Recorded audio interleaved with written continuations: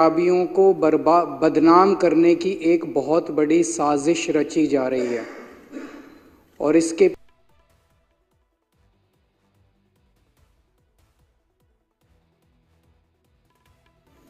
लेकिन एक बात साफ है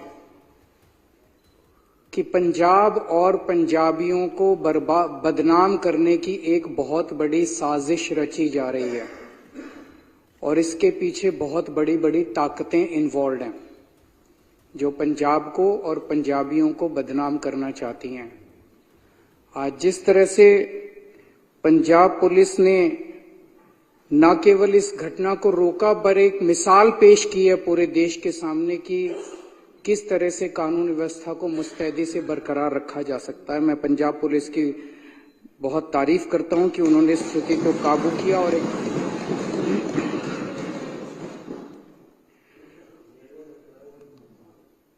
पंजाब में सुबह जब ये घटना घटी तो पूरी बीजेपी और इनके सारे नेता और पूरी मीडिया पंजाब में लॉ एंड ऑर्डर की पोजीशन को उठाना चालू कर दिया।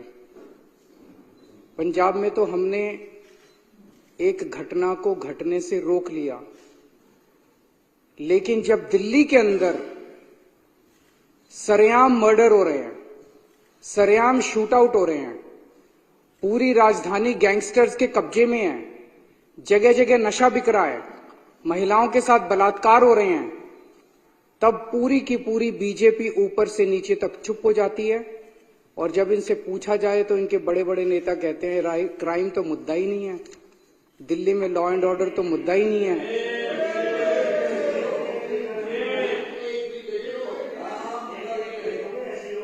दिल्ली में खुलेआम लोगों के मर्डर हो रहे हैं और बीजेपी कहती है कि क्राइम मुद्दा ही नहीं है। दिल्ली में महिलाओं के बलात्कार हो रहे हैं, महिलाएं असुरक्षित हैं, बीजेपी कहती है कि लॉ एंड ऑर्डर मुद्दा ही नहीं है। दिल्ली में सरेआम व्यापारियों को फिरौती मिल रही है, फिरौती की धमकियां मिल रही है, बीजेपी कहती है कि क्राइम मुद्दा ही नहीं है। दिल्ली में सरेआम गैंगस्टर्स व्यापारियों की दुकानों पे गोलियां बरसा रहे हैं और इनके नेता कहते हैं कि क्राइम मुद्दा ही नहीं है। गृह मंत्री अमित शाह की सीधे सीधे जिम्मेदारी बनती है कि दिल्ली की कानून व्यवस्था को सुचारू रूप से चलाया जाए और गृह मंत्री के घर के 20 किलोमीटर 30 किलोमीटर के दायरे के अंदर सरेआम शूट आउट चल रहे हैं, गैंगस्टर्स पूरा दिल्ली पे कब्जा कर चुके हैं और गृह मंत्री आराम से अपने घर में सो रहे हैं, उन्हें दिल्ली की कोई चिंता नहीं है। मैं पूछना चाहता हूं, क्या इस देश के अंदर एक वीआईपी की सुरक्षा और एक आम आदमी की सुरक्षा के अलग अलग पैमाने होने चाहिए? वीआईपी की भी सुरक्षा जरूरी है। आज सुखबीर बादल के ऊपर हमला हुआ, पंजाब पुलिस ने मुस्तैदी से उनकी सुरक्षा की, लेकिन जब दिल्ली के आम आदमी आज कल ट्रिपल मर्डर हुआ है देवली के अंदर, आज सुबह ट्रिपल मर्डर हुआ है। एक आदमी सुबह सुबह मॉर्निंग वॉक पे गया, जब घर वापस आया तो उसके मां, उसकी पिताजी और उसकी बहन तीनों को उसने पाया कि उनका मर्डर कर दिया गया है। ये इनके लिए मुद्दा ही नहीं है, ये कहते हैं मुद्दा ही नहीं है। मैं पूछना चाहता हूं, क्या आम आदमी की सुरक्षा मायने नहीं रखती? क्या आम आदमी के जान की कीमत एक वीआईपी की जान से ज्यादा कम कीमती है? आप उस लड़के से पूछो जिसके 3 लोगों की मौत हो गई, उसके लिए तो सबसे ज्यादा वीआईपी उसके माता पिता और उसकी बहन ही सबसे ज्यादा वीआईपी थे। तो मैं इनको बीजेपी वालों को कहना चाहता हूं, तुम मेरे जितने मर्जी एमएलए को गिरफ्तार कर लो, जितने मर्जी मेरे ऊपर लिक्विड गिरवा लो, जितने मर्जी मेरे ऊपर हमले कर लो, मैं तो दिल्ली के आम लोगों की सुरक्षा का मुद्दा उठाता रहूंगा जब तक मेरे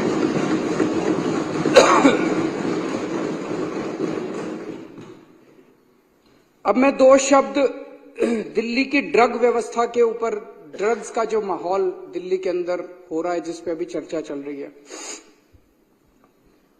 मैं दिल्ली में जगह जगह कोने कोने में जा रहा हूं। इस टाइम कानून व्यवस्था इतनी ज्यादा चरमरा गई है, खासतौर से जब से अमित शाह जी देश के गृह मंत्री बने हैं और उन्होंने दिल्ली की कानून व्यवस्था को संभाला है, तब से दिल्ली के अंदर पूरी दिल्ली की कानून व्यवस्था लगभग खत्म हो चुकी है। मैं काफी समय चुप रहा क्योंकि मैं इस पे राजनीति नहीं करना चाहता था, लेकिन जब धीरे धीरे स्थिति कंट्रोल होने की बजाय बद से बदतर होती गई तो मेरे से चुप नहीं रहा गया, क्योंकि दिल्ली मेरे ही लोग हैं। पिछले कई दिनों से जब से मैं दिल्ली के कोने कोने में जा रहा हूं, जहां भी कोई कत्ल होता है, जहां भी कोई वारदात होती है, मैं जाता हूं, लोगों से मिलता हूं। जहां जाता हूं लोग कहते हैं जी नशे की बात, कोने कोने में नशा बिक रहा है। मैं परसों माननीय मुख्यमंत्री जी कालका जी की, इनकी विधानसभा कालका जी है, कालका जी के क्षेत्र में गया, वहां पे पदयात्रा होनी थी। मैं पदयात्रा कर रहा था, लोग मेरे कान में आके बोल रहे थे, लोगों को डर लगता है बात करते हुए भी, लोग मेरे कान, सर नशे की बात भी उठाओ सर हर दुकान के अंदर नशा बिक रहा है सर, हर दुकान में नशा बिक रहा है, किराने की दुकान में नशा बिक रहा है, पान वाले की दुकान में नशा बिक रहा है, पनवारी की दुकान में नशा बिक रहा है। कोने कोने में दिल्ली को इन्होंने नशे का व्यापार बना दिया। पूरी दिल्ली के अंदर चाहे अमीर हो चाहे गरीब हो, किसी का भी बच्चा, किसी का भी फैमिली मेंबर नशे से परे नहीं है। इस टाइम स्कूलों में नशा बिक रहा है, हर कोने कोने के अंदर नशा बिक रहा है। मुद्दा ये, और पिछले 5 साल में ये नशा बहुत ज्यादा बढ़ गया है। एक मैं रिपोर्ट पढ़ रहा था, ये archives.today करके कोई वेबसाइट है, इसमें लिखा हुआ है कि कठपुतली colony, a DDA official says that ever since he joined work in the area in 2021, as many as 300 people have died due to drugs। एक कठपुतली कॉलोनी, अकेली कठपुतली कॉलोनी के अंदर नशे की वजह से DDA का अफसर कह रहा है कि 300 बच्चों की मौत हो चुकी है एक कॉलोनी के अंदर। ये कोई छोटी बात नहीं है। मैं इनसे भी कहना चाहता हूं कि राजनीति अलग है, लेकिन हमारे बच्चे मर रहे हैं। हम सब लोगों को मिलकर साथ काम करना चाहिए, बच्चों को बचाने के लिए काम करना चाहिए। इस पे राजनीति नहीं होनी चाहिए। ये नशा आ कहां से रहा है? दिल्ली में तो नशा पैदा होता नहीं है, हमारे दिल्ली के अंदर तो नशा मैन्युफैक्चर भी नहीं होता। ये नशा आ कहां से रहा है? मैं इस सम्मानित सदन के समक्ष कुछ डेटा रखना, कुछ इंसिडेंट्स रखना चाहता हूं। कहां से आ रहा है मुझे भी नहीं, लेकिन कुछ इंसिडेंट्स हैं। 1 अक्टूबर को दिल्ली के महिपालपुर में 562 किलो कोकेन और 40 किलो मैरिजुआना पकड़ा गया। ये गुजरात से आया था। 10 अक्टूबर को 208 kilo cocaine Ramesh Nagar waste Delhi से पकड़ी गई। ये गुजरात से आई थी। जब इन दोनों का पता चला यहां गुजरात से, अंकलेश्वर से आए थे, तो 13 अक्टूबर को अंकलेश्वर में वहां पे जब रेड हुई तो वहां 518 किलो और कोकेन मिली। ये सारी मिला के 1289 किलो कोकेन और 40 किलो मैरिजुआना था, जिसकी कीमत 13,000 करोड़ रुपए थी। सारी गुजरात से आई थी। भाई साहब, आपके भी बच्चे हैं, आपके भी बीवी, आपके भी पड़ोसी, आपके भी रिश्तेदार, बोल लेने दो मेरे को। 15 नवंबर को नारकोटिक्स कंट्रोल ब्यूरो ने गुजरात पुलिस और इंडियन नेवी के साथ जॉइंट ऑपरेशन में 700 किलो गुजरात के तट के ऊपर 700 किलो नशा पकड़ा, और 82 किलो उसी दिन जॉइंट ऑपरेशन में दिल्ली से 82 किलो कोकेन पकड़ी गई, जिसकी कीमत 4,500 करोड़ थी। वो भी गुजरात से पकड़ा गया। अप्रैल 2024 में पंजाब पुलिस ने 48 किलो हेरोइन पकड़ी, जो कि गुजरात के समुद्री तट से आई थी। मई 2022 में गुजरात ATS ने दिल्ली और उत्तर प्रदेश पुलिस के साथ मिलकर उत्तर प्रदेश के मुजफ्फरनगर के एक घर से 775 करोड़ रुपए की 155 किलो हेरोइन पकड़ी, जो गुजरात से आई थी। इलेक्शन कमीशन ने 20 मई को अपनी प्रेस रिलीज में बताया है कि कैसे गुजरात जो है वो देश में नशे का गढ़ बन गया है। उनकी प्रेस रिलीज में लिखा है कि लोकसभा चुनाव के दौरान 30,959 करोड़ रुपए की ड्रग्स पकड़ी गई, जिसमें से 1189 यानी कि 30% नशा केवल गुजरात से पकड़ा गया। ये इलेक्शन कमीशन का डेटा है। गुजरात के अंदर फैक्ट्रियां चल रही हैं नशा बनाने की, नशा मैन्युफैक्चर करने की और नशा प्रोसेस करने की। गुजरात में फैक्ट्री चल रही है। अवकार ड्रग्स लिमिटेड अंकलेश्वर में चल रही है। अवसर एंटरप्राइजेज अंकलेश्वर में चल रही है। सेखा गांव भरूच डिस्ट्रिक्ट में एक केमिकल फैक्ट्री चल रही है, जहां पे मैन्युफैक्चरिंग होती है। सावली तालुका वडोदरा के अंदर एक अंडर कंस्ट्रक्शन फैसिलिटी है, जहां पे नशे का मैन्युफैक्चर होता है। खुलेआम फैक्ट्रियां चल रही हैं गुजरात के अंदर जहां पे, और ये नशा आता कहां से है? रॉ मटेरियल कहां से आता है? रॉ मटेरियल आता है समुद्र के रास्ते। गुजरात का जो पोर्ट्स है, मुंद्रा पोर्ट खासकर, सितंबर 2021 में 3000 किलो हीरोइन पकड़ी गई मुंद्रा समुद्री पोर्ट से। मुंद्रा पोर्ट से 21,000 करोड़ रुपए की, जो भारत के इतिहास में सबसे बड़ी रिकवरी थी। 21,000 करोड़ रुपए की 3,000 टन। और उन्हीं दिनों अखबारों में छपा कि 3 महीने पहले जून के महीने में 2021 में 24,000 किलो हीरोइन 70,000 करोड़ रुपए की बिना पकड़े निकल गई थी देश के अंदर, उसी तट से। ये अखबारों के अंदर छपा था। मई 2022 में 52 किलो कोकेन 500 करोड़ की पकड़ी गई मुंद्रा पोर्ट से। जुलाई 2022 में 375 करोड़ की 75 किलो हीरोइन पकड़ी गई मुंद्रा पोर्ट से, जो कि पंजाब ले जाई गई। जुलाई 2024 में 110 करोड़ की ट्रेमेडोल पकड़ी गई मुंद्रा पोर्ट से। ये तो पकड़ी गई, जो मुंद्रा पोर्ट से चली गई उसका पता नहीं। तो मोटे मोटे तौर पे निष्कर्ष क्या निकलता है? निष्कर्ष ये निकलता है अध्यक्ष महोदय, और एक अखबार की खबर के मुताबिक पिछले कुछ वर्षों में 2.5 लाख करोड़ रुपए की ड्रग्स जो है वो गुजरात के अंदर पकड़ी गई है। 2.5 लाख करोड़ रुपए की। इससे निष्कर्ष क्या निकलता है कि समुद्र के रास्ते मुंद्रा पोर्ट से ड्रग्स देश में एंटर कर रही हैं, रॉ मटेरियल एंटर करता है।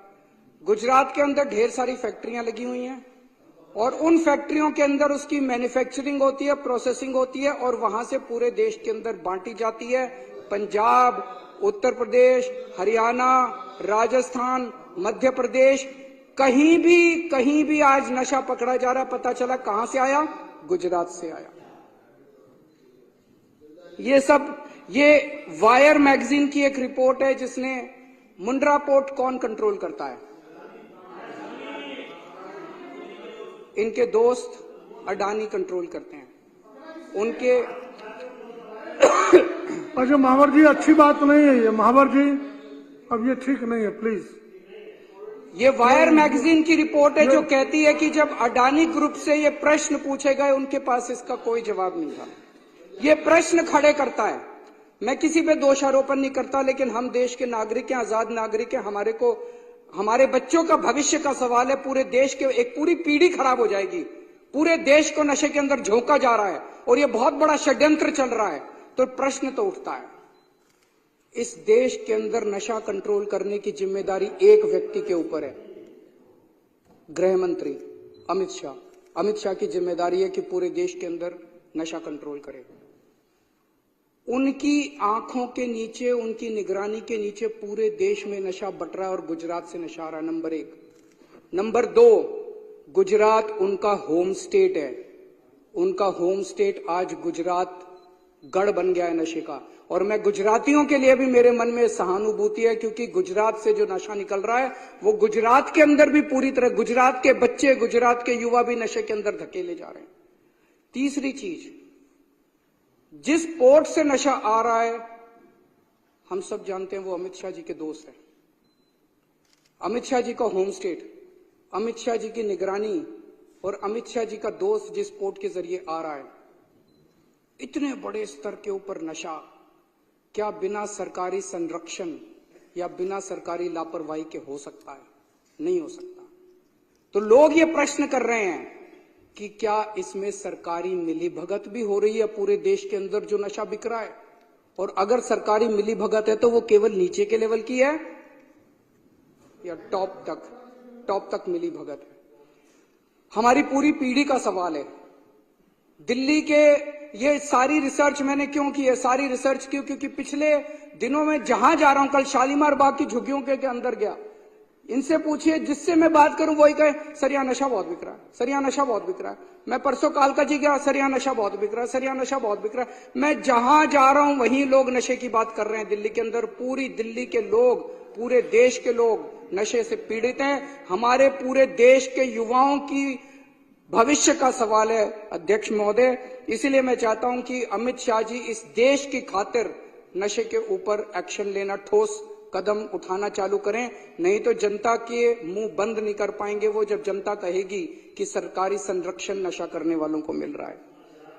तीसरी बात मैं ये उठाना चाहता हूं जो जरूरी है, वो है बिजली की। अध्यक्ष महोदय, अभी पिछले दिनों जब मैंने सुना कि अमेरिका के जस्टिस डिपार्टमेंट ने अडानी ग्रुप के ऊपर आरोप लगाए हैं, और जो मैंने मोटा मोटा पढ़ा कि अडानी ग्रुप 12,000 मेगावाट की सोलर एनर्जी बनाने की उन्होंने फैक्ट्री लगा ली कि सोलर एनर्जी बनाएंगे, लेकिन वो बिजली इतनी महंगी दे रहे थे कि कोई भी राज्य सरकार खरीदने को तैयार नहीं थी।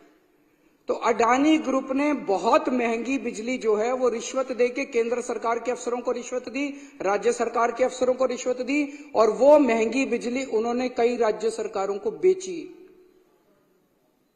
मेरे को बताया गया कि गुजरात के अंदर अडानी ग्रुप ने 2021 में गुजरात में ₹2.83 यूनिट बिजली थी।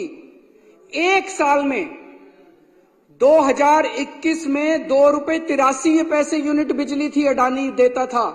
2022 में ये बढ़ा के ₹8.83 कर दी, 4 गुना बिजली के रेट कर दिए मात्र एक साल में, क्योंकि बीजेपी की सरकार है, बीजेपी इनके साथ मिली हुई है। आज इस सदन के अंदर मैं पूरी जिम्मेदारी के साथ बताना चाहता हूं, खुलासा करना चाहता हूं कि मेरे ऊपर जब मैं मुख्यमंत्री था, मेरे पर प्रेशर डाला गया कि दिल्ली की बिजली कंपनियों को अडानी को सौंप दो। अगर आज मैंने दिल्ली की बिजली कंपनियों को अडानी को सौंप दिया होता, मैं दिल्ली के लोगों को कहना चाहता हूं कि आप बिजली खपत करने लायक नहीं बचते। दिल्ली में बिजली इतनी महंगी हो जाती कि ना दिल्ली सरकार सब्सिडी दे पाती और ना आप अपनी कमाई से दिल्ली की बिजली का अपना बिल भर पाते। जब मैंने बंद कर दी, मैंने मना कर दिया कि मैं अडानी ग्रुप को नहीं सौंपूंगा बिजली कंपनियां।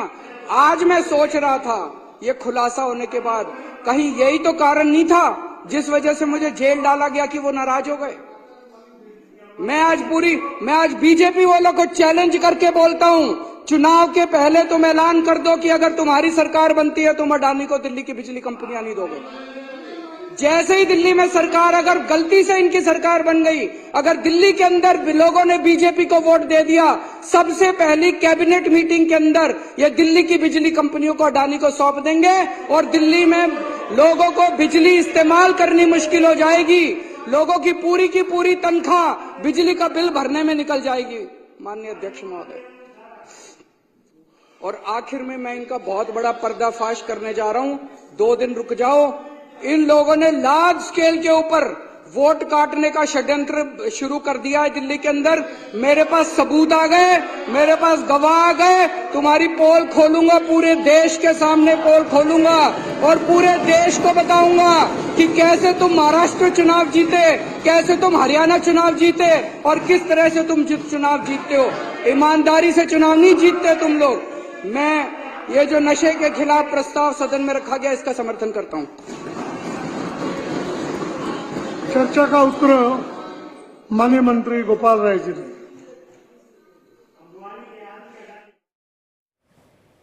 तो दिल्ली से आप संयोजक अरविंद केजरीवाल को आप दिल्ली विधानसभा से सुन रहे थे। ये तस्वीरें लाइव आपको दिखा रहे थे। दिल्ली की कानून व्यवस्था पर सवाल उठाते हुए नजर आए, नशे की भी बात करते हुए नजर आए।